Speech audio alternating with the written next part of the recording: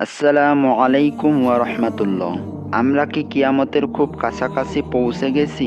আল্লাহ সুবহানাহু ওয়া তাআলা কোরআনে বারবার কিয়ামতের আলোচনা করেছেন।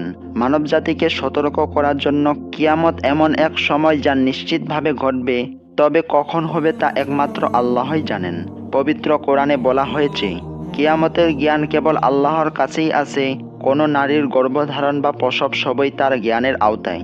সূরা হামিম সাজদা আয়াত নং ৪৭।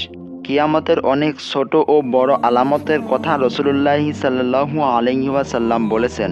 বড় আলামত এখনও ঘটেনি, তবে কিছু ছোট আলামত আমাদের চোখের সামনেই বাস্তব হয়ে উঠছে।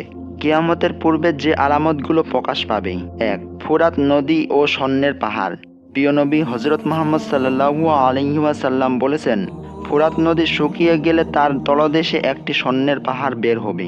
মানুষ তা নিয়ে যুদ্ধ করবে, অনেকেই মারা যাবে। বুখারী ও মুসলিম। বর্তমান ফুরাত নদীর পানি স্তর কমে যাচ্ছে, যা এই হাদিসের পূর্বাভাস মনে করিয়ে দেয়।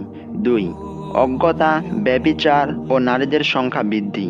এক হাদিসে প্রিয় নবী সাল্লাল্লাহু আলাইহি ওয়াসাল্লাম বলেছেন, অজ্ঞতা বাড়বে, ব্যভিচার ছড়িয়ে পড়বে, মদ্যপান প্রচলিত হবে, আর নারীদের সংখ্যা পুরুষদের তুলনায় অনেক বেশি হবে। বুখারী ৫৫৭৭। আজকের সমাজে এসব স্পষ্টভাবে দেখা যাচ্ছে। ৩. আরব ভূমিতে সবুজ ও তৃণভূমি ও নদী। প্রিয় নবী সাল্লাল্লাহু আলাইহি ওয়াসাল্লাম বলেছেন, আরব ভূমি আবার সবুজ হয়ে যাবে, সেখানে নদী ও তৃণভূমি দেখা যাবে। মুসলিম।